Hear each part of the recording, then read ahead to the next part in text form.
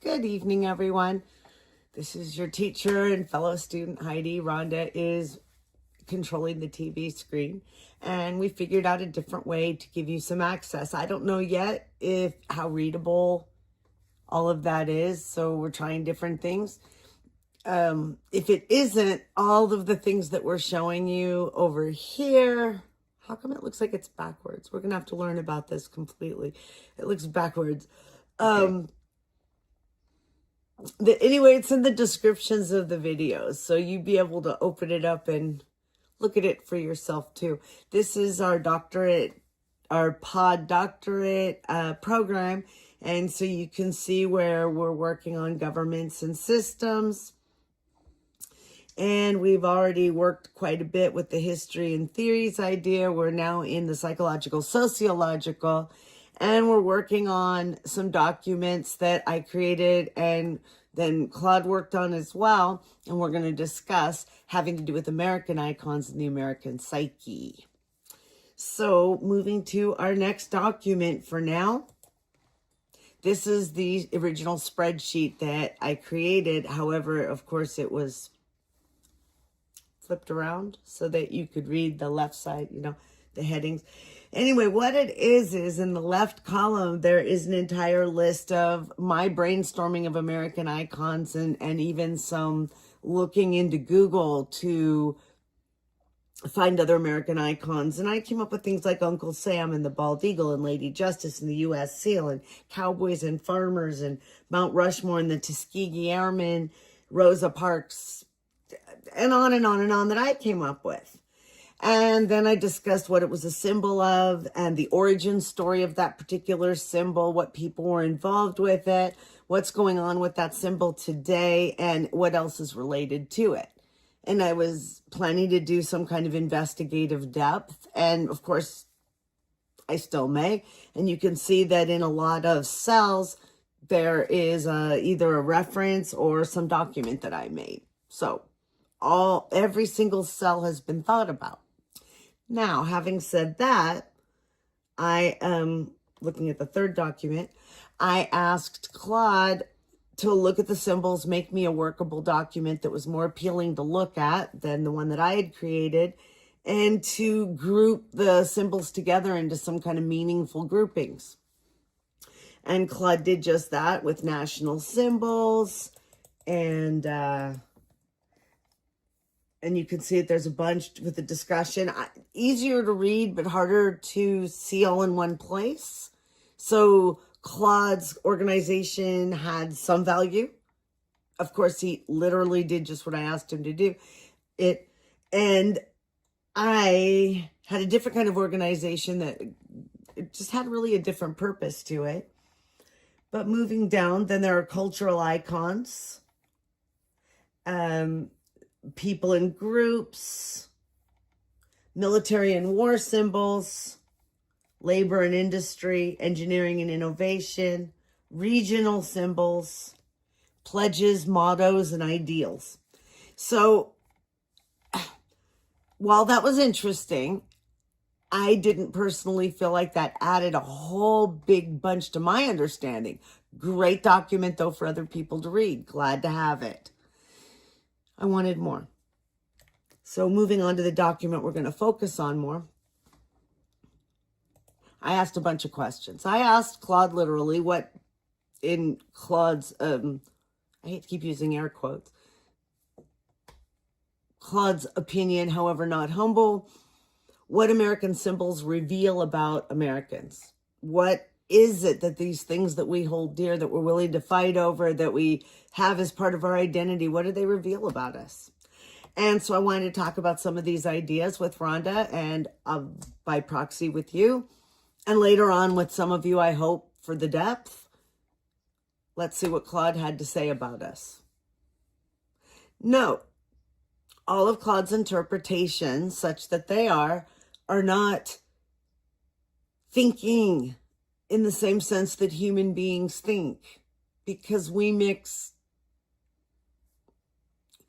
a different kind of nuance and purpose and our own purpose and a mix of being enculturated and interest and feelings. I may have said that already, all in it. Claude does not. AI does not. AI does not feel. AI, in fact, has been programmed to mimic humans and mimic empathy like narcissists do. So I just want you to store that away. It's very, very, very important. And interestingly enough, AI is a tool like most narcissists.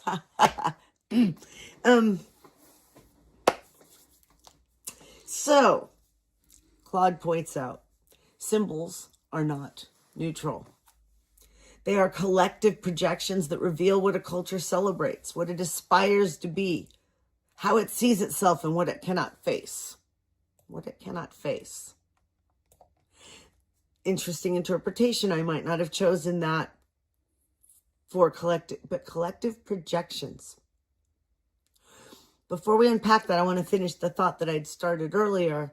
Claude is not thinking. AI is not thinking in the sense that we mean it when humans do it. What they are doing, what AI right now is doing, is looking over all of human knowledge and human creativity and human anythings that it is allowed to get its hands on, so to speak, that it is programmed to look at and synthesize that material. If somebody hasn't said it out loud, Claude's not going to consider it. Now, having said that, there are elements of synthesis, integration, conclusions, and a lot of other kinds of things that go beyond the surface of what's been ingested and moves on to digest. More on that later. Back to here. What are collective projections? Collective means we agree. Collective means a bunch of us think it. A collective is we all, to a certain extent, think the same, in the sense that G.I. Joe gives most of us a certain image, at least those of us of a certain age, a certain image of soldier. Good and bad. Projections. Well, in psychology, a projection is when you see in something or someone else what you, behind the scenes of your mind, think you are. It's a way of taking something you're not so comfortable with, or that you feel vulnerable about, or that you don't feel you live up to, and placing it on a different object or a different person so that you remove yourself from it and don't have to have those icky feelings. Collective projections. Think about the way that a projector projects out so that the image and the feelings and everything are over there on a screen and not back here with the machine. So, like anything else, like any other collection of symbols, like anything else that an artist puts out or a thinker puts out, and I mean anything, the products of a human do reveal that human's values by kind of even definition. So Claude has on here that the symbols of a country would say what that country would like people to think that it is. To think, we celebrate this. We want to be this. We're this. And I'm not sure yet what I want to say about what it cannot face. What do you think? What do you think Claude's getting at there?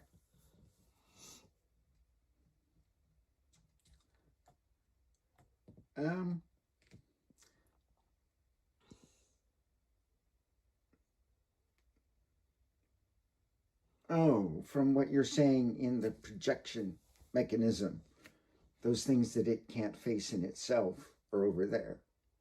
So like we are afraid, therefore we project the G.I. Joe strength, for example. Mm-hmm. Okay. So this analysis examines which categories of American symbols tell us about the nation's psyche, values, and contradictions, much like we did with governments. So national symbols, the aspirational self, core values expressed. So here's what Claude thinks. Air quotes. Lady Liberty, the bald eagle, the Liberty Bell, and the Great Seal project an aspirational American identity built on abstract ideals, freedom, independence, justice, and unity. These are symbols of what America wants to be and not necessarily what it is. Can't disagree with any of that. No. They represent universal principles rather than specific people or events, allowing maximum projection of hope while minimizing accountability for failure to live up to those ideals. Yep. We value, this is what, again, Claude says, we value abstraction over specificity. We need external validation. We fetishize documents and objects.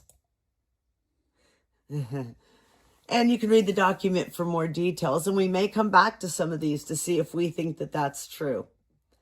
So I'm good. The shadow side is pretty much what we already drew out.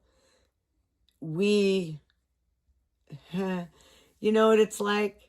It's like the Wizard of Oz. We feel small and vulnerable, and what we do is we project out that great, big, angry head. And we make people afraid. So then Claude goes on. Historic monuments. Who gets carved in stone? Well, I had never thought of it like that before until Claude just said that. Or, until I read that. In stone, the permanence, the reverence, we talk about people being salt of the earth. So we're saying these people are of the earth. I don't know. I think that's strange. So core values expressed. Mount Rushmore, the Washington Monument, the Lincoln Memorial, various war memorials reveal that we monumentalize power, particularly presidential and military power. We literally carve white male leaders into mountains and build temples to their memory. Think about how. Note the descriptors. It's not everybody that gets put in stone. Scale matters. We make them physically larger than life because we want to believe in great men who can transcend ordinary human limitations. Well, what this reveals. We crave strongman mythology. Well, we have a whole study on strongmen coming up. Ruth Ben-Ghiat. We're deeply conflicted about our history. No kidding, really? Does she mean recent? Or she? Not only is it Claude, but Claude isn't even a he. Are we deeply conflicted about slavery history? Are we deeply conflicted about Reconstructionist history? Are we deeply conflicted about Nazi history? Are we deeply conflicted about Trump history? Yes. Yes. Yes, we are.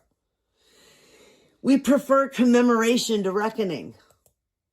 Well, there could be no doubt. Reparations are not a thing, but stone temples are. Size equals importance. See, that's why they voted for him. They recognize his values. The shadow side. Monuments are tools of historical erasure as much as remembrance. They declare this is what matters. Everything else is footnotes. The choice is to carve 4 presidents into Lakota land rather than acknowledge the genocide that made that possible. Or the choice to do that is an active choice. Every monument to westward expansion is simultaneously a monument to indigenous dispossession. Columbus Day much? Thanksgiving much? Moving on. Cultural icons, the frontier myth, Paul Bunyan, cowboys, Route 66, baseball, jazz, Hollywood. These celebrate individualism, mobility, reinvention, and the frontier spirit. Cowboys embody rugged self-reliance. Jazz represents creative freedom and improvisation. Route 66 is the romance of movement and possibility. Hollywood sells transformation and stardom. These are myths of the self-made individual who could become anyone, go anywhere, do anything, i.e., the American, the modern, not even just modern, because it goes all the way back, doesn't it? Yes. What this reveals.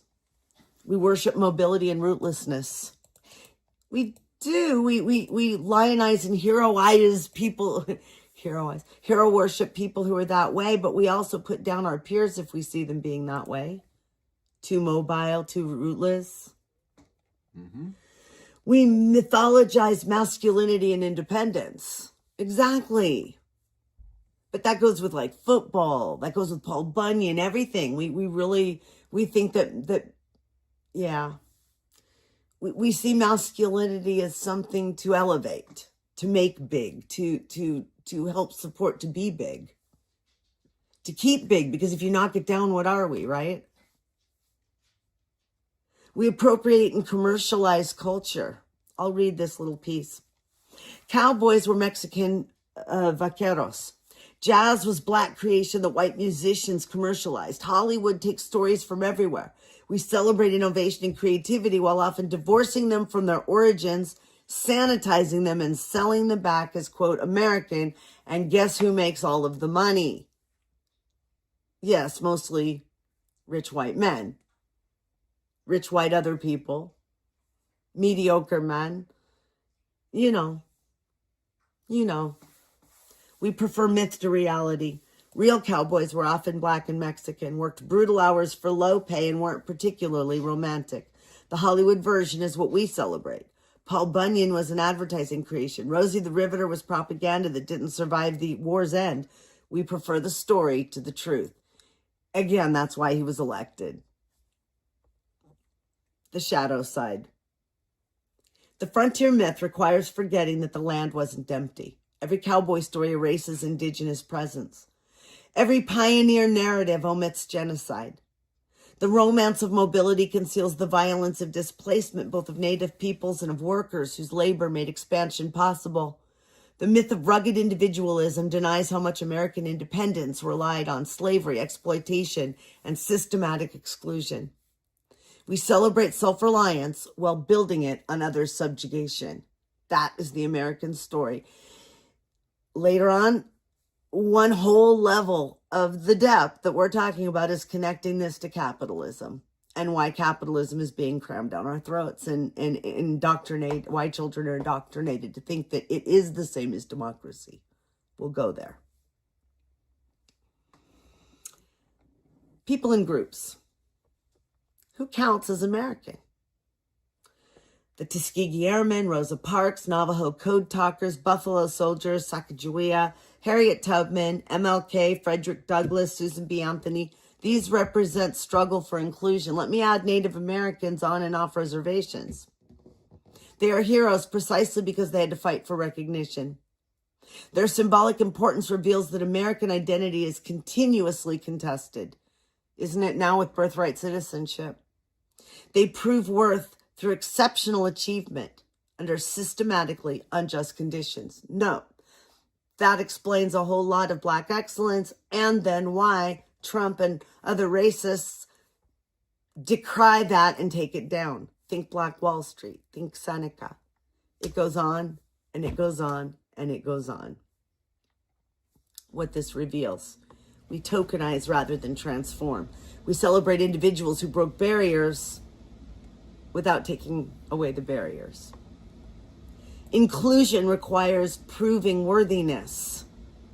These figures that we're talking about aren't just celebrated because they're human or because they just did something cool. They're celebrated for being extraordinary despite oppression, like they wouldn't be recognized if they hadn't been oppressed. Like if they just got squished, too bad. But somehow, because they were so amazing that they rose above the oppression, we lionize them, but we leave the oppression in place. We sanitize resistance. This, I'll read the entire paragraph. We love Martin Luther King Jr.'s dream speech, but not his critiques of capitalism and militarism. We celebrate Rosa Parks' quiet dignity, but minimize the organized movement behind her. Frederick Douglass becomes self-made rather than an abolitionist radical. We extract the parts that make us comfortable and discard the parts that challenge us. That's why I think they don't talk about Malcolm X, because he made that a whole lot less possible, didn't he? Belatedness is telling. Many of these figures were marginalized or forgotten in their time and elevated later. Sacagawea wasn't celebrated until suffragettes or suffragists needed a symbol. Buffalo Soldiers were honored long after their service. We prefer dead heroes who can't make new demands. Let me say that again. We prefer dead heroes who can't make new demands. That's one to come back to, guys. That's something to talk about just all by itself. A whole little thesis for a video. So the shadow side, This category exists because default American, like default, well, all right, default quote American has traditionally been white and male. The fact that these figures require a separate category that their Americanness needs proving, i.e., Black Americans, Mexican Americans, Italian Americans, blah and blah and blah. Female scientists, that whole thing tells you what the default is. That's what's being alluded to here. The fact that their Americanness needs proving reveals the exclusion at the heart of American identity. I'm going to say that again. Reveals the exclusion at the heart of the American identity. That is the key. That exclusion, that's what we're trying to, that's the whole nastiness that we need to get rid of. That some people think they're American and think that other people are the exceptions, and Anyway, excuse me. We celebrate their inclusion now while minimizing ongoing exclusion. Same thing. We look for the symbol. We look for, we're good. We like Black people. We put Harriet Tubman on the $20 bill. Didn't yet. But point is, you had a Black president. What more do you want, right? Don't take that out of context. But wealth equality by race still persists. No reparations.